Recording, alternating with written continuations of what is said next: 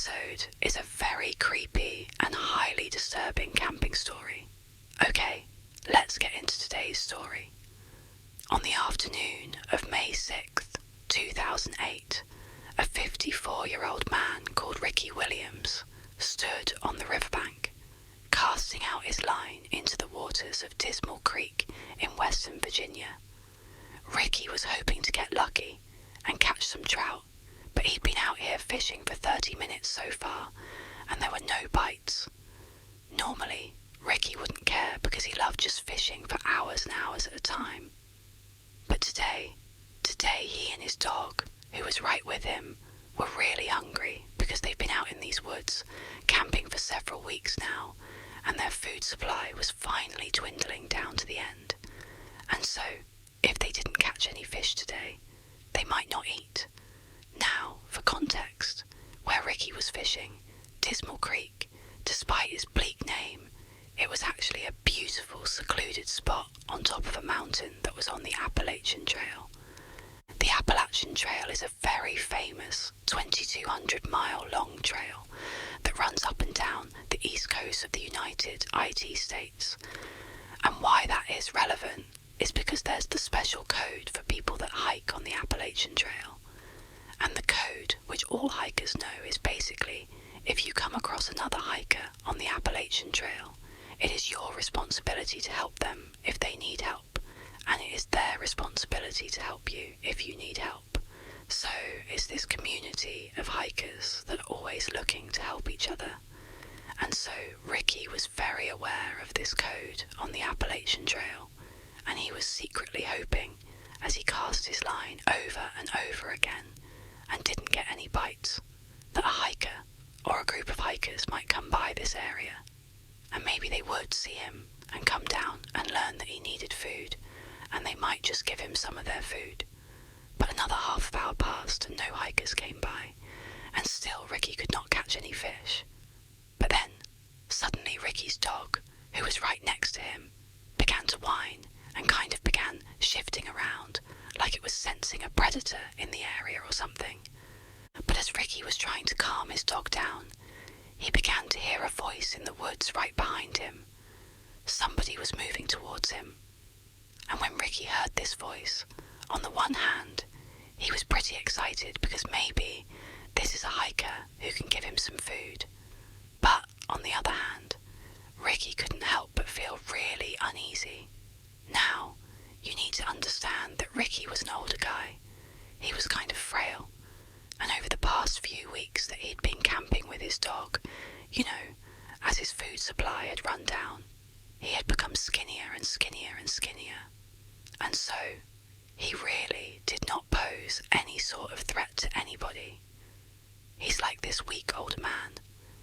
Now, generally speaking, the Appalachian Trail was a very safe place, but over the last few decades, there had actually been several murders that took place on the Appalachian Trail, and in fact, one of those killings took place less than 2 miles away from where Ricky was fishing with his dog, and in that double homicide, a very well-known killer named Randall Smith had stabbed and shot to death 2 hikers. And so, while Ricky was really looking for help from fellow hikers, at the same time, he couldn't help but feel somewhat apprehensive because, again, Ricky was like this small, frail guy. And Ricky was well aware of these murders, and he was well aware of the fact that he was super close to one of the murder sites. And so Ricky was totally on edge as he's listening to this male voice get closer and closer. And then finally, this man in his early 30s steps out from the tree line, and he looks over and he sees Ricky. And for a second, the 2 men just kind of look at each other. But then, this guy just grinned at Ricky and said, "Hey, how are you doing?"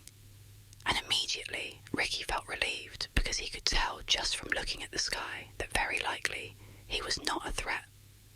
The man introduced himself as Scott Johnston, and he told Ricky he was actually camping in the area with a friend of his, and they were out here fishing just like Ricky. And Ricky pretty much immediately said, "Oh, great, nice to meet you. Do you have any food for me?" And Scott was like, "Absolutely." and he dug into his bag that he had with him, and he pulled out a couple energy bars and a bag of chips, and he threw them over to Ricky, and he also gave some fresh bait to Ricky, so he too could cast out again. And for the next couple of hours, Scott and Ricky just stood on the riverbank and fished together, and after a while, the trout did start biting, and they did start catching fish. So the day kind of turned into a great outing for Ricky, and it got even better because as soon as the men were done fishing, Scott asked Ricky if he wanted to join him and his friend back up at the campsite for dinner. And remember, Ricky had no food, so this was an amazing invitation, and he said, "Yes, of course, I'd love to join you." So the two men packed up their stuff right as the sun was going down, and then they began walking back into the forest where Scott had emerged from.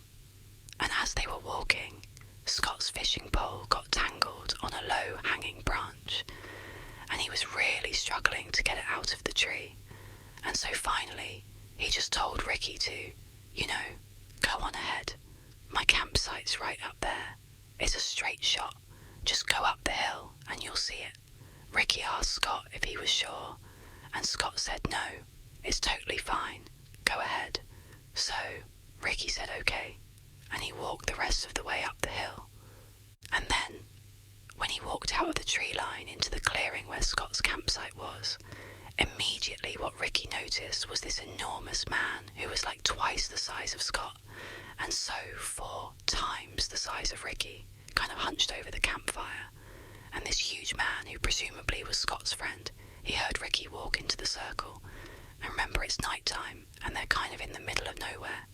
And so this guy, he turns his head around and sees this strange man just standing there, and Scott's nowhere to be found.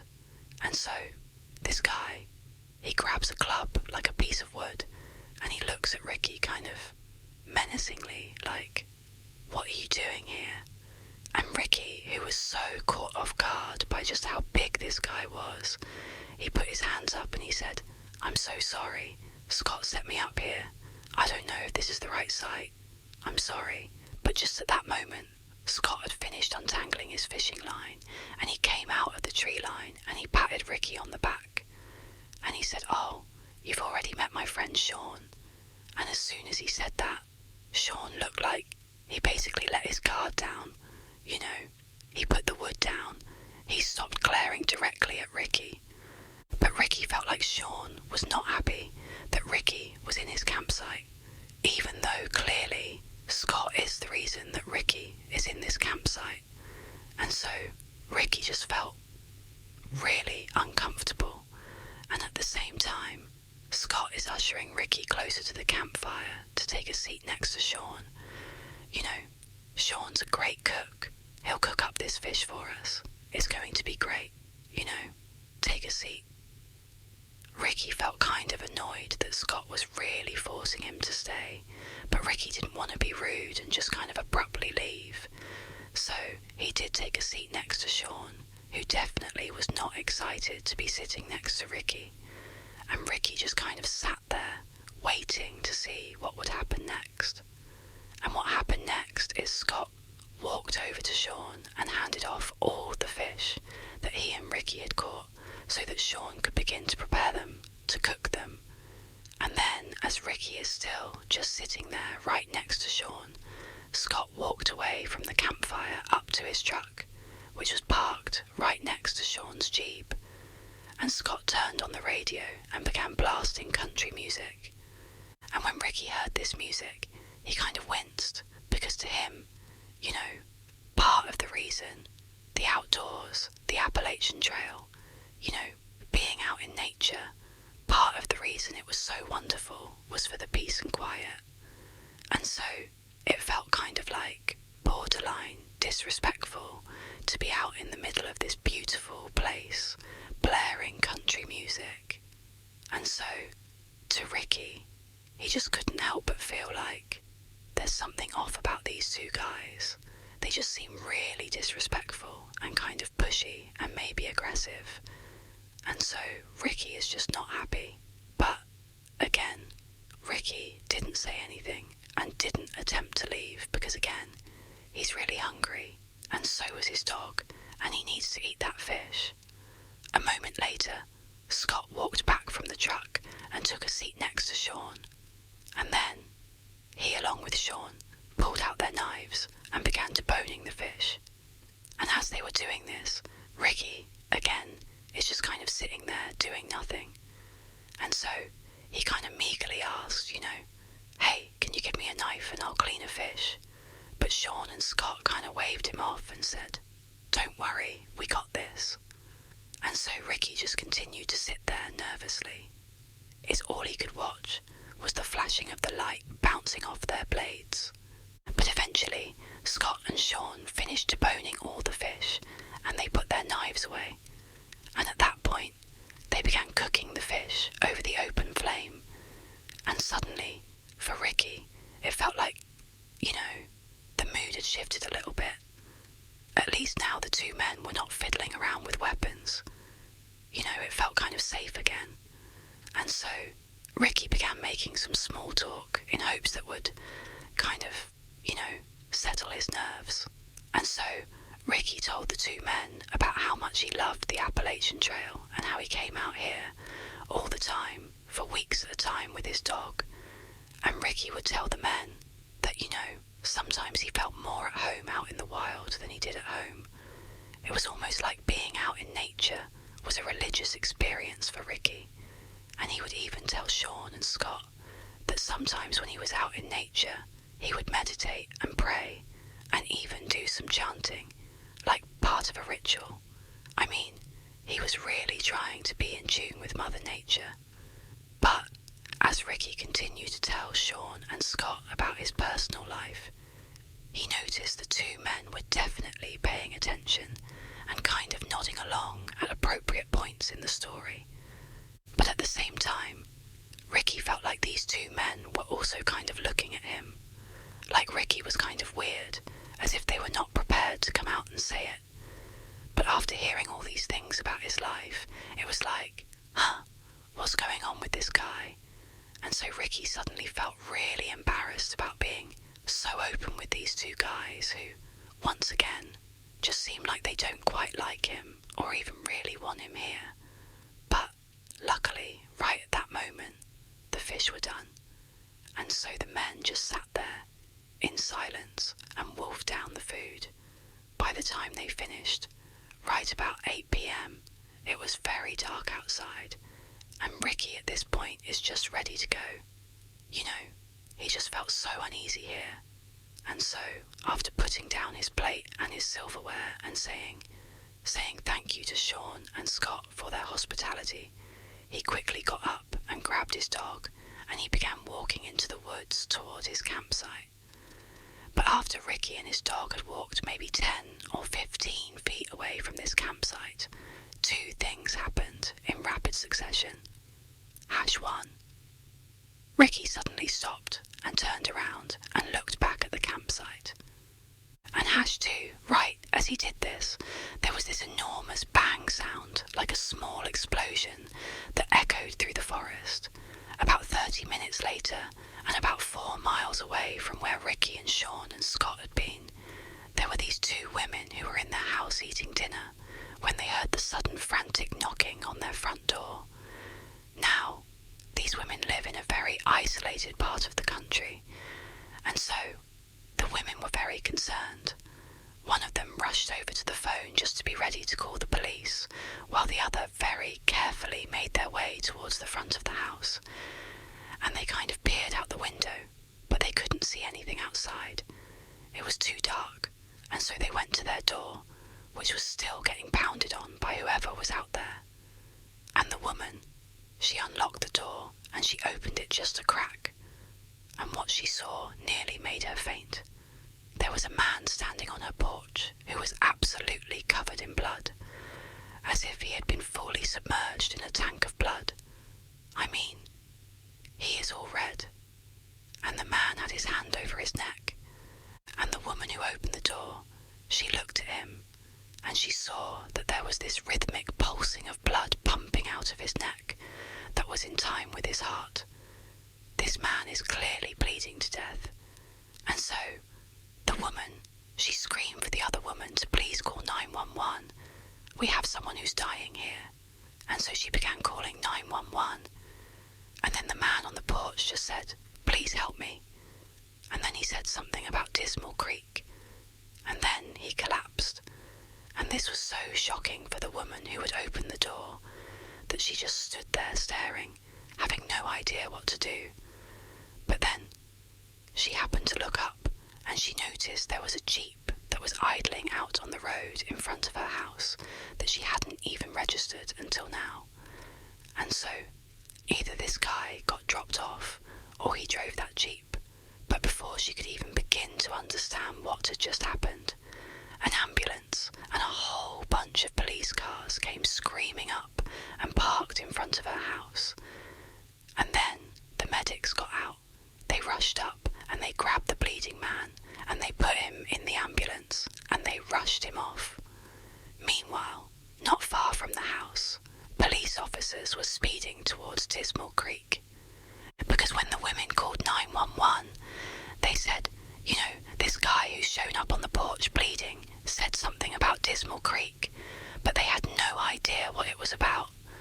And so, instead of trying to wait to figure out what was even going on, police had basically said, let's just go to Dismal Creek and look around and see if we can figure out, you know, why someone would leave that area and show up at this house, covered in blood. But as the police were making their way up this winding mountainside, they saw a truck bombing down the road coming straight at them. And the truck, they initially hit their brakes and did kind of attempt to get out of the way of the police cars. But after this truck had basically come to a stop, the driver of the truck just hit the gas all over again. And they veered wildly off the side of the road into an embankment. And they crashed and flipped several times, and then came to a stop. And the police officers who had veered to the side of the road to avoid getting hit by this truck, you know, they just watched this happen, and they couldn't understand why the driver had gunned it again after stopping, and then seemingly intentionally drove off the road. It almost seemed like the driver was trying to crash. And so the police, they got out of their car and they approached the wrecked truck with their guns drawn. But when they looked into the vehicle, they saw there was a single occupant, the driver, and he was still somehow alive. So the police got him out of the vehicle and they called an ambulance, but they actually sent an officer with the ambulance to escort them because the police were actually pretty suspicious of this truck driver. Because remember, they were going up that road to get to Dismal Creek to see what had happened there. That would lead to another man showing up on somebody's doorstep in the middle of the night covered in blood. And now they have this truck driver who looks like he's speeding away from Dismal Creek, who crashes his truck.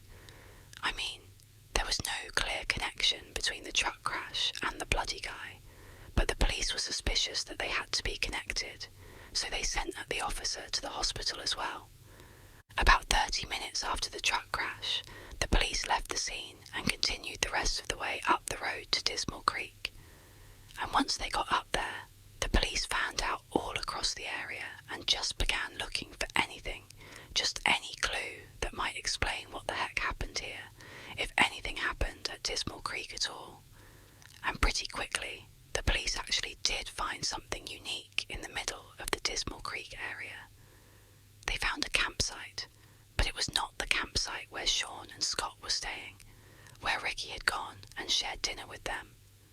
This was a different campsite, and not long after searching this other campsite, police concluded that whoever was staying here did not seem like they were mentally well. This seems like a mentally unstable and potentially dangerous person lives here. So, the campsite was really simple. It was just a tent and a campfire. But when the police lifted up the flap and looked inside the tent, they found a collection of 30 knives along with a police scanner that basically picked up police radio chatter in the area. So you could listen to a scanner and basically know what the police were doing in your area. There were also all these weird piles of clothing. Some were for kids, some were for adults, some were for men, some were for women. There were piles of eyeglasses, and there were 8 pairs of women's underwear. And then, also, there was a map of the Appalachian Trail inside of this tent. And all over this map, along the trail, were all these spots that were circled, but there was no information about what these circles meant. However, one of the places that was circled was Dismal Creek. And then, next to the map was a radio, and inside the radio was a cassette. And so the police just hit play, and immediately what they heard totally creeped them out, because the tape sounded like some kind of satanic ritual. It was basically this one man's voice just kind of howling and chanting over and over again. But by far the most shocking thing that was found inside of that tent was a single piece of paper. And this piece of paper was a birth certificate. And the name on the birth certificate was a name that basically all police in this area knew. And in fact, anybody living in or around the Appalachian Trail definitely would know this name and the identity of this person.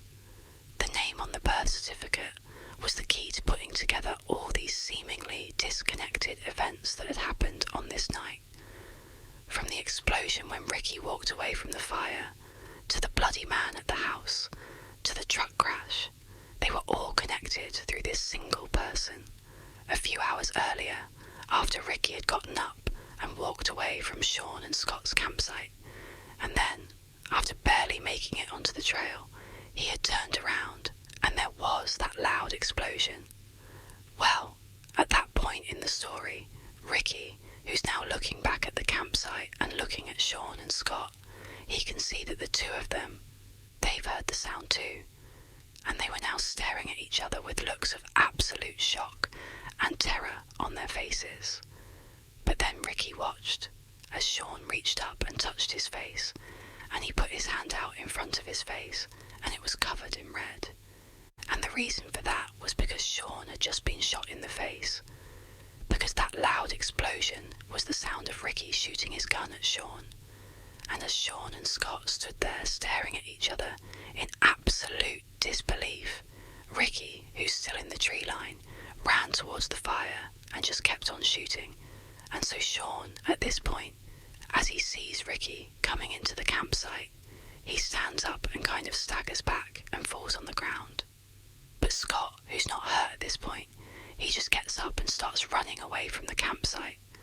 And Ricky turns his attention towards Scott, and he shoots at him, and he hits him straight in the neck and also in the back. But somehow, Scott just kept on running despite these horrible wounds. And so Ricky watched as Scott disappeared into the woods.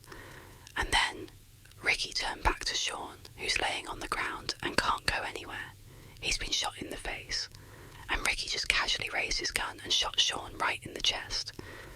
But amazingly, Sean, after getting shot the second time, it created what must have been the most extreme adrenaline rush ever, because he jumped up to his feet and right in front of his attacker, he just turned and sprinted to his Jeep.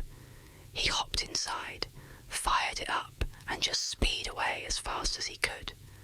And when Sean flipped on his headlights and turned a corner after getting away from the campsite, he looked down the road and he actually saw his buddy Scott, who had run away first, come tumbling out of the woods onto the road.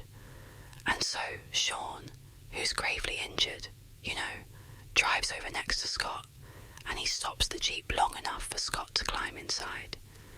And they shut the door, and they speed their way towards the nearest help, which happened to be that house where those two women lived. And so it was Scott, who looked like he was drenched in blood, who knocked on the women's door. Sean was down in the Jeep, out on the road, but he was just too weak to get out and come up to the door as well. But when the ambulance and police arrived, they would find not only Scott up on the porch, but also Sean in the Jeep. And both men would be taken to the hospital via helicopter. And then, as for the man who was driving the truck down the road away from Dismal Creek,